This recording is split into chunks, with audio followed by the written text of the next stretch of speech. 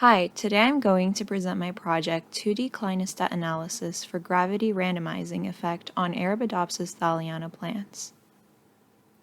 Astronauts have access to a limited supply of food and oxygen during space missions. Such resources must be regularly supplied through space vehicles, which can cost thousands of millions of dollars per load and prevent extended space travel away from Earth.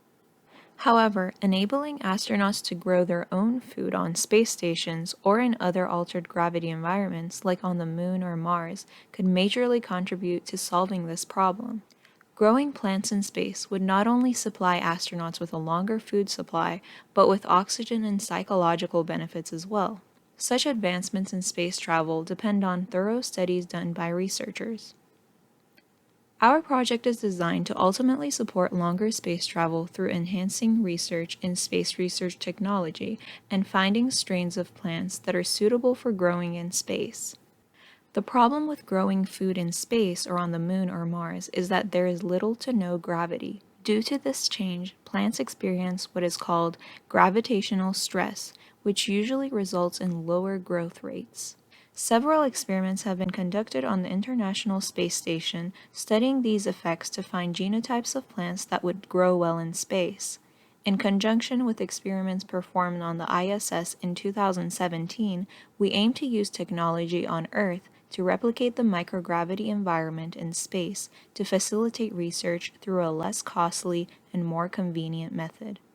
To replicate the experiments done on the ISS here in our lab, we use the 2D Clinostat, which is a wheel-like device, like such, that continually spins to randomize the gravity vector and induce gravitational stress to the plants, similar to what it would experience in space or in altered gravity. For our experiment, each strain was treated with clino-rotation and compared to a vertically grown control group for several growth parameters. Each strain's gravitational stress resistance was calculated using t-tests for each growth parameter, comparing the averages from the experimental group of that strain to its vertically grown control group.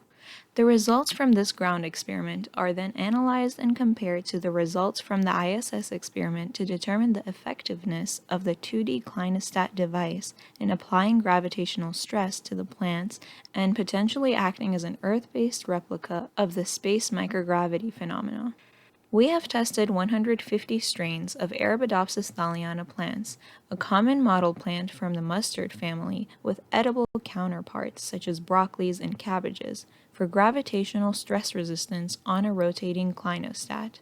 Most of the 53 strains analyzed showed significantly reduced growth under clino-rotation in comparison to the controls. However, throughout the genotypes I have analyzed, I came across two genotypes, or strains, CIBC5 and Columbia 0, that showed better or similar growth under clino-rotation, suggesting possible gravitational stress resistance. Studies done in space have also identified Columbia 0 as an ideal candidate for growing in space. This suggests that the 2D clinostat may indeed be an effective tool for randomizing gravity and an efficient alternative to space growth chambers used for randomizing gravity. Additional analyses will allow us to further investigate the relationship between results of ground experiments with those conducted in space. In the field of biology, graphs play a key role in turning loads of data into something presentable and understandable. In order to visualize which strains had statistically significant growth under gravitational stress, we took our control group as our growth baseline, then graphed the clino-rotated seedlings' results in comparison to that baseline, and added a number of asterisks to denote the level of significance based on our t-tests. These significance marks were initially assigned manually, which was feasible for the initial stages of the data analysis process, but as more strains were analyzed, I decided to develop a more convenient method.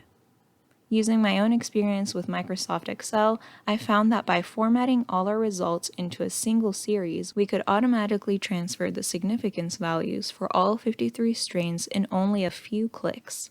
However, we were still unable to distinguish strains by color and name or attach a descriptive legend to the graph since the data was now a single series.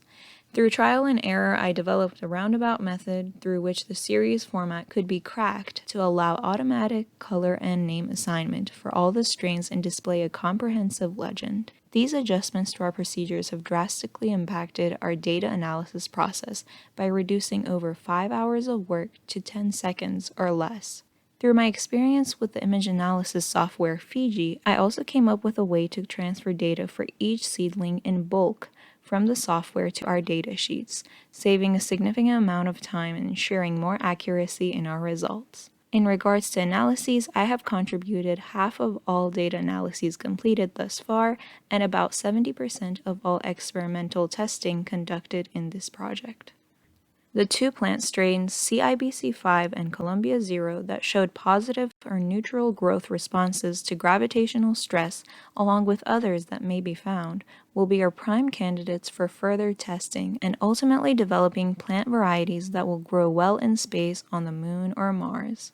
Moreover, this project significantly helps illustrate the effectiveness of Clinostat devices at randomizing the gravity vector in such a way to replicate microgravity conditions for plants. Consequently, this will propel further space research here on Earth through the use of this technology at a substantially lower cost than conducting the research in space, thus greatly expediting research towards allowing longer space travel.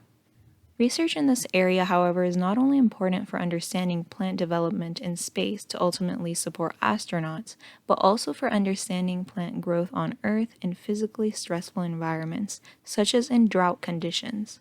Strains that are found to be more resistant to gravitational stress may have drought stress-resistant properties. In the long term, this project will also aid in improving agricultural plants here on Earth where droughts and such environmentally stressful factors are common. These are my references. Thank you.